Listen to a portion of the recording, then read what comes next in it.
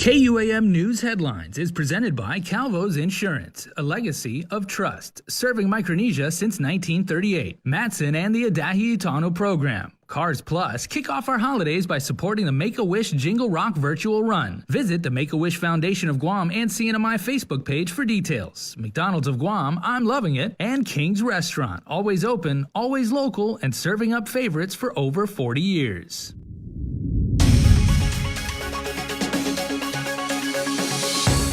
Coming up on Primetime, in a special video message released on her social media platform, Governor Lulian Guerrero announced the further easing of restrictions effective tomorrow. Plus, with the federal FDA issuing emergency use authorization for the Pfizer vaccine, what does that mean for our island? And Guam records 3 more COVID-related fatalities over the weekend, bringing our community's total to 118. Hafa Day and good evening. I'm Adriana Cotero. Because we've all been doing our part to contain COVID, the governor, in a special video message released on social media, announced the further easing of restrictions. Last month, I asked you to strive for 5. And the community in the past couple of weeks not only got the CAR score down to 5, but even below to where it is today at 1.6. After meeting with the Physicians Advisory Council and the State Surgeon's Cell, and after serious consideration, we will be easing a few restrictions as we head into the holiday season. Effective Tuesday, December 15 at 8 a.m., the following restrictions will be relaxed. Social gathering will be increased from 5 to 10 persons. Religious ceremonies occurring indoors may operate at 50% of the facility's occupancy. Retail may operate at 50% of its facility's occupancy, and diners enjoying outdoor dining may sit at tables not to exceed 10 persons.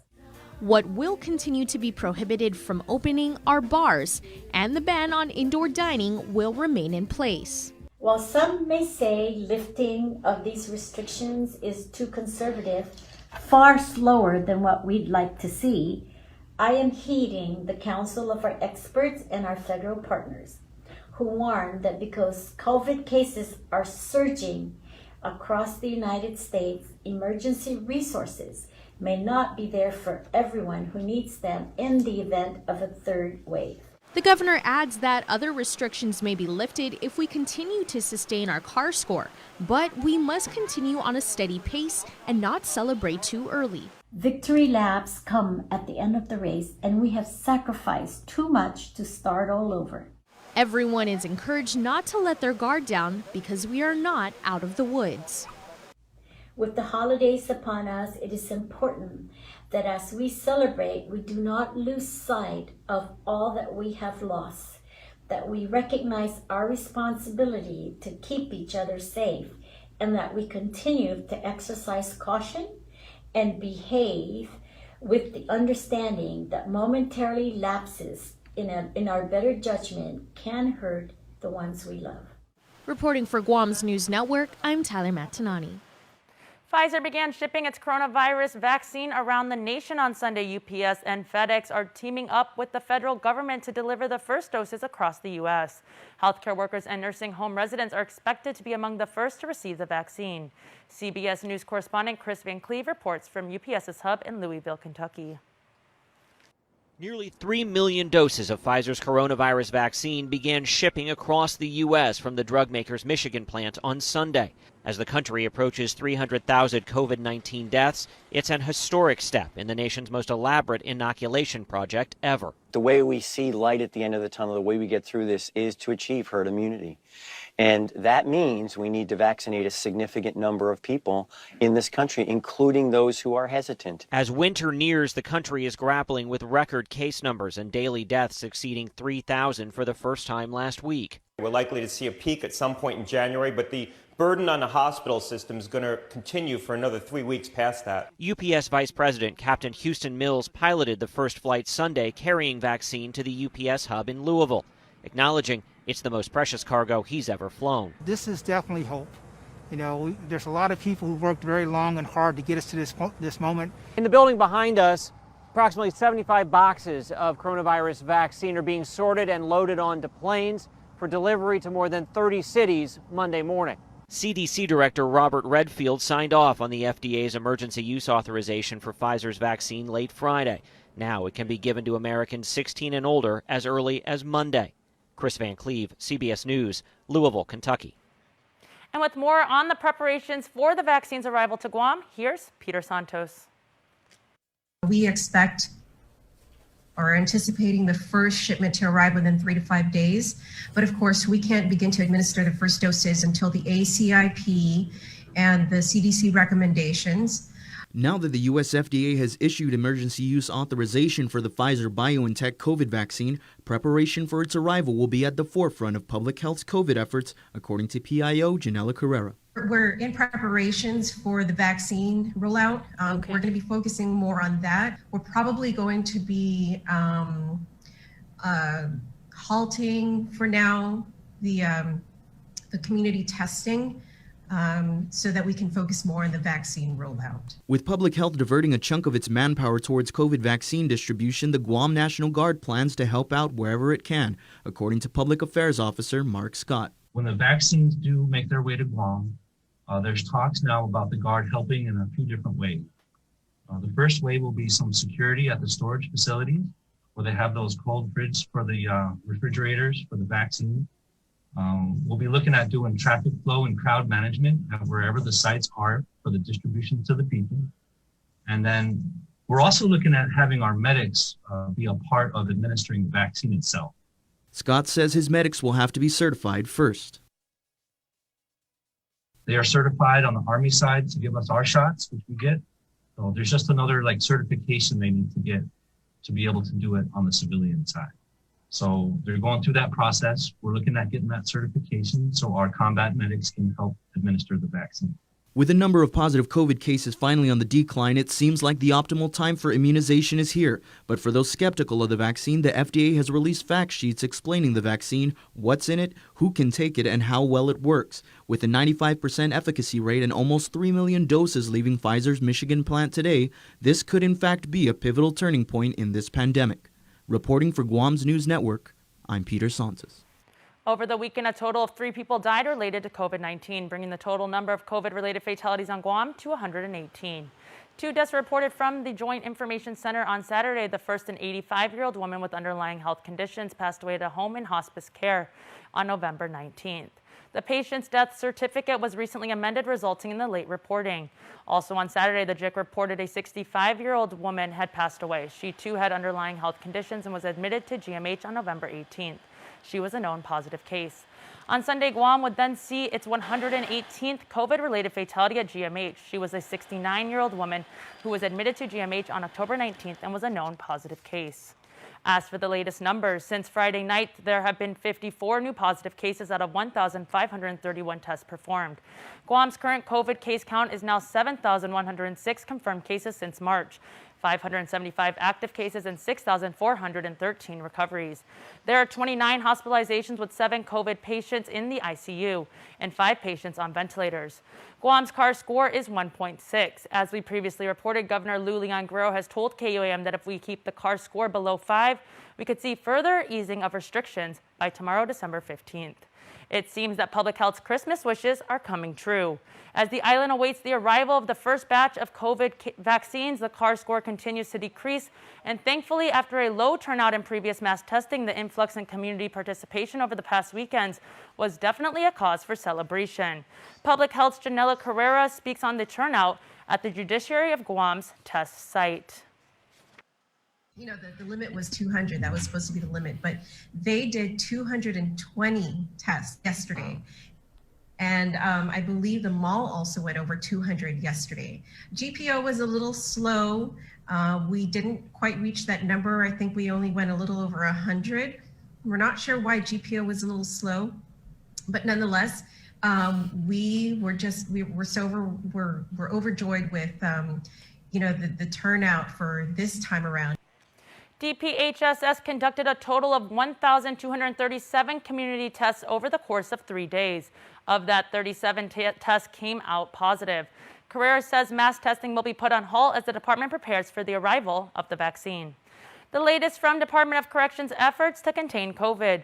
According to Major Antone Uggan, the numbers of positive cases is slowly going down, and starting tomorrow, DOC is allowing incoming drop-offs. We're getting through it. We're getting through it one day at a time. It's been over a week since the Department of Corrections has reported any new positive COVID-19 cases. In the span of about 1 month, DOC experienced a total of 171 prisoners contracting the virus. When it first started, of course, it hit us like a freight train. The positives were coming back to back all over the compound, and then staff were being let out positive and quarantined, and everything kind of just happened so fast.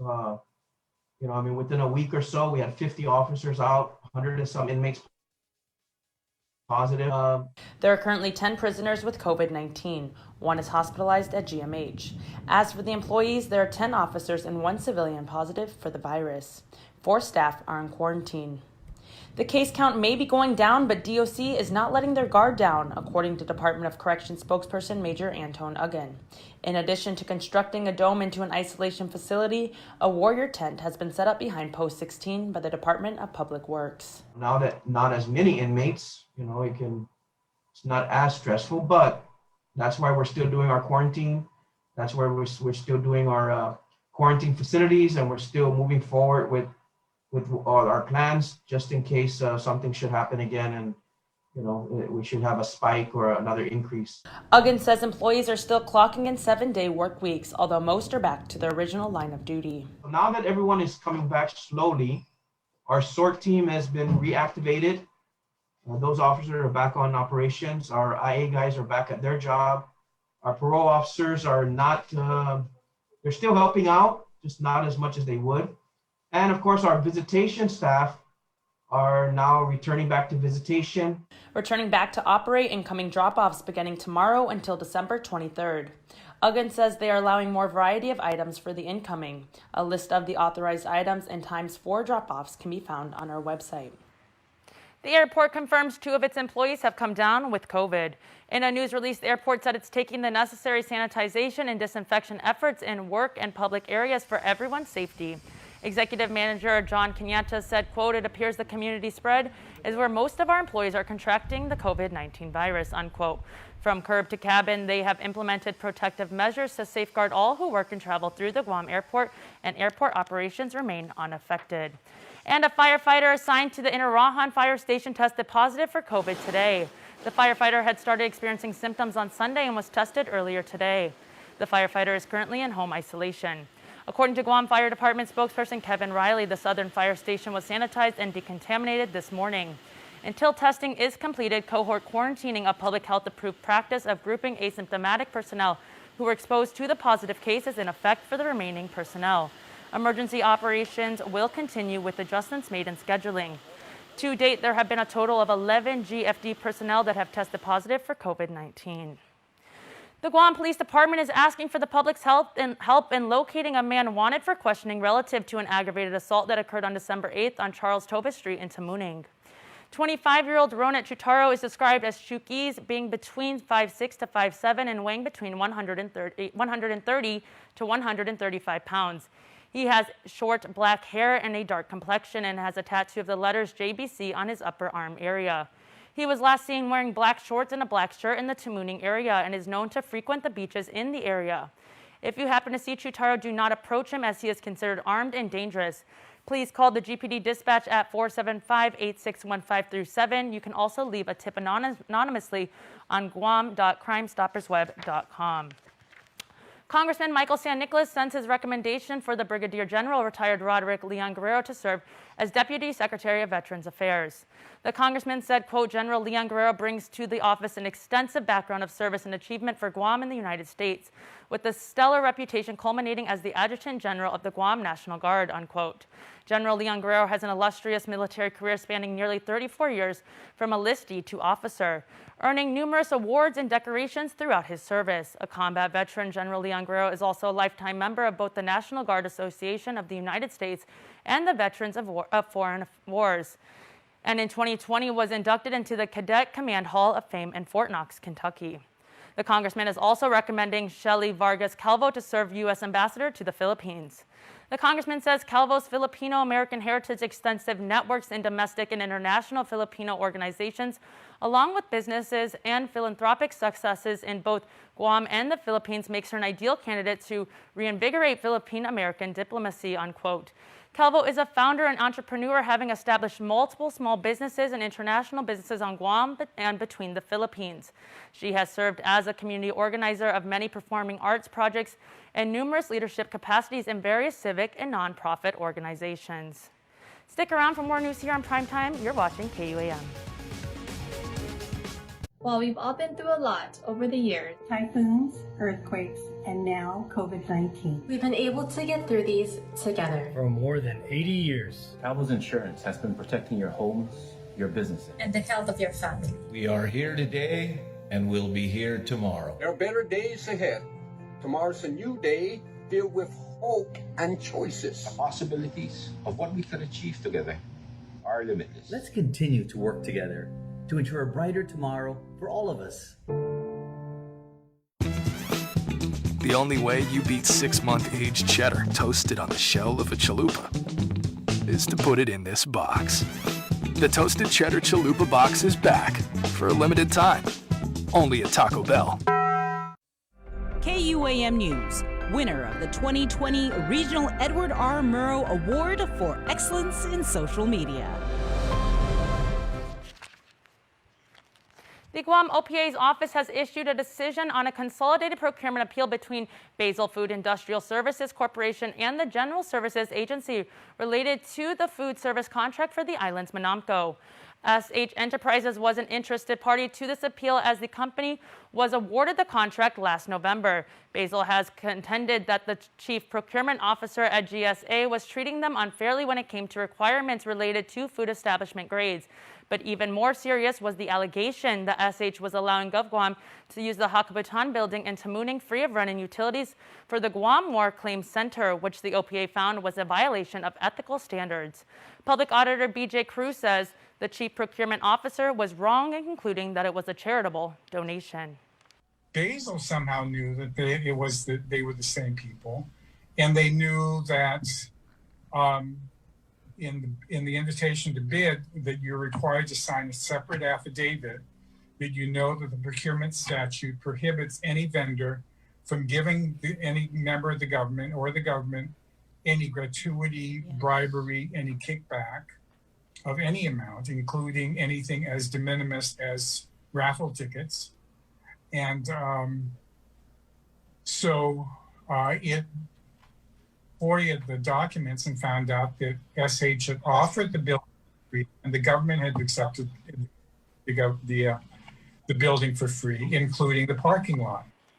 According to Cruz, 5 days after GSA dismissed Basil's concerns, they awarded a $5 million contract to SH for DOC food services. The public auditor issued an order to show cause to HS Enterprises on why it should not be suspended or debarred for breach of ethical standards of the procurement law by providing a prohibited favor to the territory. You can read the decision in its entirety at opaguam.org. Senators returned to session this morning. First bill up was Bill 312,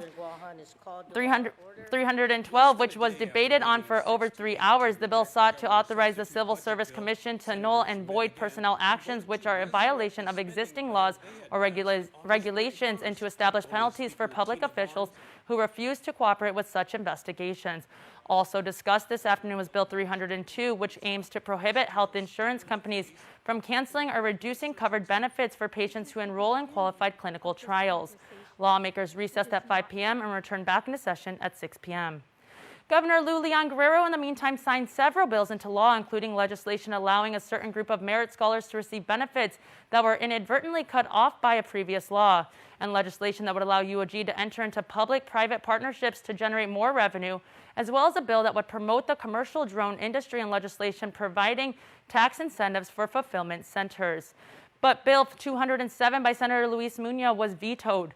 The measure related to authorizing the co-location of massage therapy and practice services within cosmetology establishments. And speaking of vetoes, Senator Jim Moylan's Bill 133 didn't make the cut. Peter Santos has more. Last Friday, Governor Lulian Guerrero vetoed Bill 133, which proposed a reduction in the initial fee for creating a limited liability company, or LLC. In a press release sent by the author of the bill, Senator Jim Moylan expressed that the intent of the bill was to, quote, encourage the growth of small business entrepreneurship by allowing the cost for business structure to be more reasonable. It's $1,000 for that initial filing fee. And whereas in the nationwide, on the average, I think it's around 100 or 150 or so. So we proposed that bill to reduce it from $1,000, reduce it 75% to $250.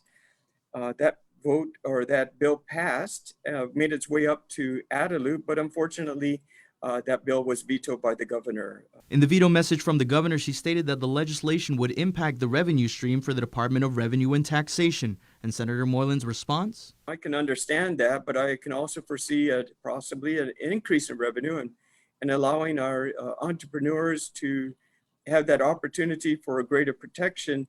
And by passing this, should create, therefore, more business, or hire another person, or buy another piece of equipment, or even allow that person to get into business.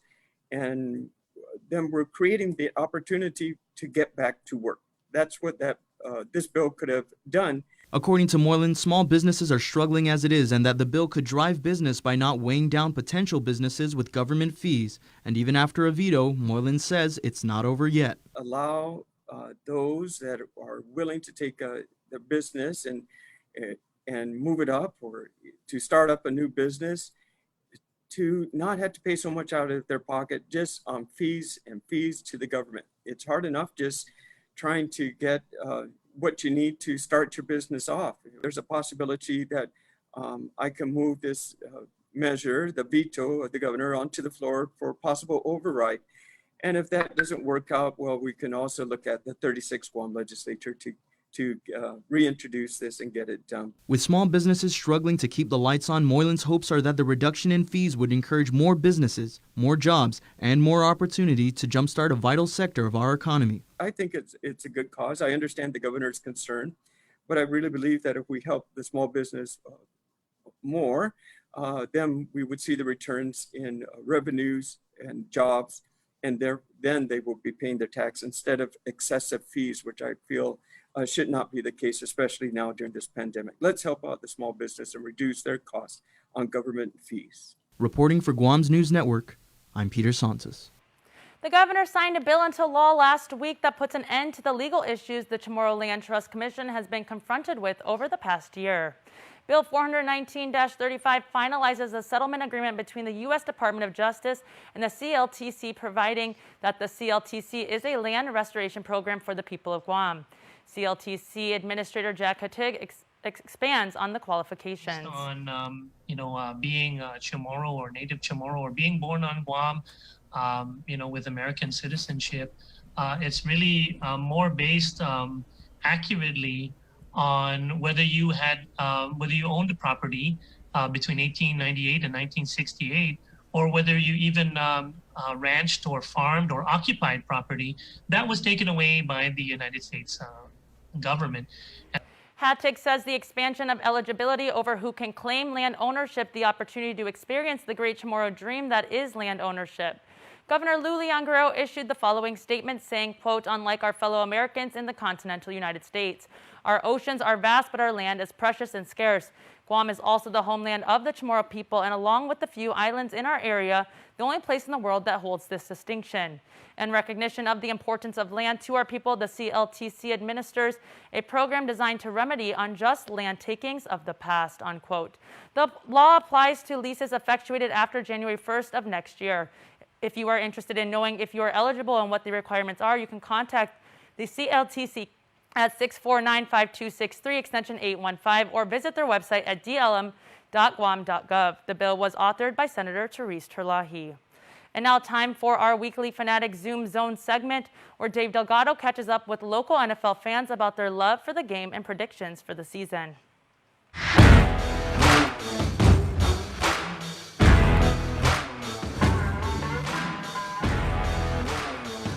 Dave Delgado here with this week's Fanatic Zoom Zone. With me, my boy, Trav, and repping the Cowboys. One of the When did the love for your team first start? Man, back in the early 90s, man. Grew up with the Southern Cowboys playing. My dad was a coach. One of his teams won a championship. We ended up getting the opportunity to go off island back in the day with GNYFL, and we got to play a Dallas team out there. And, man, we got to visit, and we did the whole tour with the cheerleaders with the old Dallas Cowboys Stadium back when the Trifecta was running the show. Man, it was all love ever since then, Southern Cowboys. It was just Cowboy Nation after that, Game day traditions, man, get some good sleep, throw on a jersey, wake up early, have some breakfast, and, hey, get ready to battle. Which team do you look forward to facing every season? I feel like we have the hardest schedule every year, battling in the NFC East. Philly, it's a big rivalry. Pretty much every game, man, is a rivalry the way I portray it. Top 2 all-time favorite players? Going back to my dude, Emmitt Smith, number 22. And then my big dog, he retired, DeMarcus Ware. Coming up, we take a look at this week's island weather. You're watching KUAM.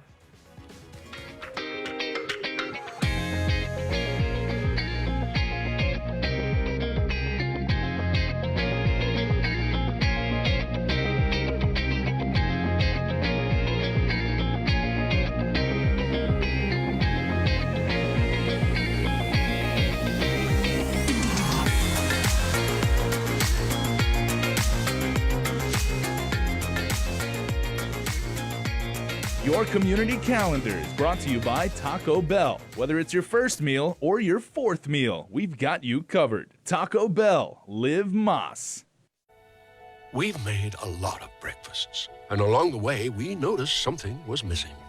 A warm cinnamon roll for breakfast, or with breakfast. A fluffy blueberry muffin from the drive-thru you're already driving through. A glazed apple fritter, which might find its way into your coffee. These are options every breakfast haver should have, and now they do. Meet the new bakery sweets at McDonald's. Ba-da-ba-ba-ba. Time doesn't stop, and neither should you or your business. Introducing Stroll Courier. Now you can have all your packages, documents, and gifts delivered island-wide without leaving the comfort of your home or office. Delivery has never been easier with our pre-booking and express same-day delivery options. Visit strollguam.com/courier and book a delivery today. Stroll Courier. Book, track, deliver.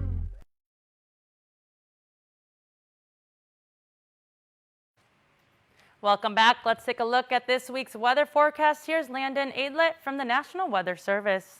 I know people have been looking at our Facebook page, and we've had some articles about the upcoming meteor shower, which is actually occurring this weekend.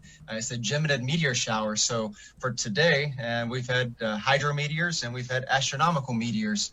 But right now, if we go to our real look weather window, let's see. Let me swap this camera around.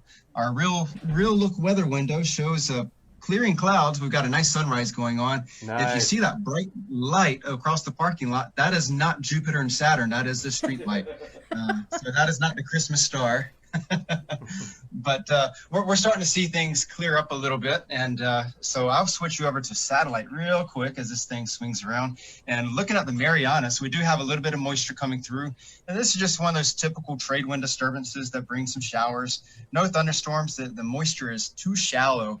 These cloud tops are ranging about 10 to 12,000 feet. That's all liquid. We're not seeing any type of icing in that stuff. And then some of these higher clouds, they start wisping off to the east. So not conducive for thunderstorms, just a couple of morning showers. And we're going to start seeing some drying out later on today. And I'll switch over to the other picture. This is the satellite-based platform that looks at the atmospheric moisture. This is the satellites are spinning over, going around the world once per hour. And they're looking at the moisture content of the atmosphere. And right here in the Marianas, you see some of the dark green, some red popping up. That's a little trade wind disturbance that's coming through right now. The atmosphere is squeezing out that moisture, giving us those early morning rain showers. But off to the east, it's much drier, and that is typical of a trade wind pattern. If you look farther south, all this red across Micronesia from Palau, Yap, across the FSM toward the Marshall Islands, that's a lot of deep moisture. And like I said, typical of the trade wind season, where all the moisture is pretty largely confined along and south of 10 degrees north latitude, so encompassing much of the equatorial regions. And we're seeing most of the energy is going into the southern hemisphere. We don't have any disturbances near us, of course, but we're watching some disturbances push through central Micronesia. Chuuk, Pohnpei, they're seeing some heavy rain showers. And down southeast of Yap and Koror, also some more showers and thunderstorms. But for the Marianas, what are we looking at for this week? Ultimately, we're going to stay pretty dry. Yes. We're looking at the trade wind disturbance moving through later on today. And there's not much rainfall this week. I'm looking at some of the models. I like to compare a lot of the computer models and just to see what they're showing us. For instance, I look at 4 different models and just compare them. We're looking at the same geographic region with Guam, the Marianas in the center, and looking for those consistencies. That gives me a high confidence in our forecast. And right now, all the moisture is staying south of the Marianas. And so we're going to stay largely pretty dry. We're looking at maybe a 1/2 inch to 3/4 of an inch of rainfall total for the next 7-day period. So that's pretty dry, typical trade wind pattern. But one thing else that is notable, let me switch over to this. You'll see a lot of colors. The red is very weak winds. And then where we see some green, that indicates stronger winds coming down toward the Marianas. Coming up, your birthday shout-outs from the Cold Stone Creamery Birthday Club. Keep it here. We rely on each other to be there in the good and bad times. Parents rely on me for making sure that their kids are always in the best of their health. The community relies on me when emergencies strike. My students rely on me to move them higher in what they're learning.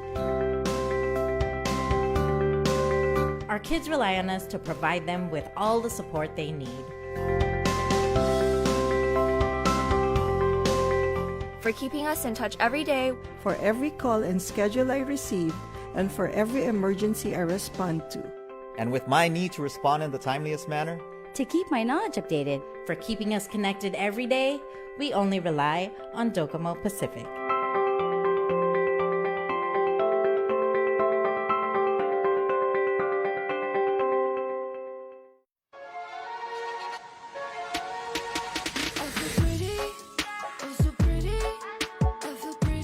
Seasoned curly fries with triple cheese and bacon or chili cheese. Try my sauced and loaded fries. It's pretty delicious. And before we close out the news tonight, our latest round of birthday shout-outs from the Cold Stone Creamery Birthday Club. Happy birthday on December 14th to Leilak Fadi. Enjoy your special day, 14-year-old. Love from your Umatic and Marito families. Joel LG, happy blessed birthday to my hero, my soulmate, my king. Joel Youngerel, God bless you for many more years of celebrations from your wife, Barbie Jean. Michael Mendiola, may God bless you with peace and happiness on this very unique day that you celebrate, and may that divine peace and happiness follow you the rest of your life. Have a blessed and fun birthday. Love you always, your family and friends. Happy birthday number 48 to Vicky. May the good Lord shine upon you on your special day with lots of love. Wookie and the family are sending you their very best. And belated birthday wishes go out to, born on December 13th, Net. Happy birthday to the most wonderful woman in my life, whom I call my honey. I am blessed to have you in my life, and I ask the good Lord for his blessings, that he gives you good health, lots of love and happiness as we share our lives together. I love you today, tomorrow, and forever. Love, Kin Taisagui, who again is your honey. And to Vea Villanueva, born on December the 12th. Happy birthday number 4 from Mom, Dad, and the family. And they say, simply, succinctly, and wonderfully, we love you. Remember, you can be part of the Cold Stone Creamery Birthday Club by registering online on KUAM.com.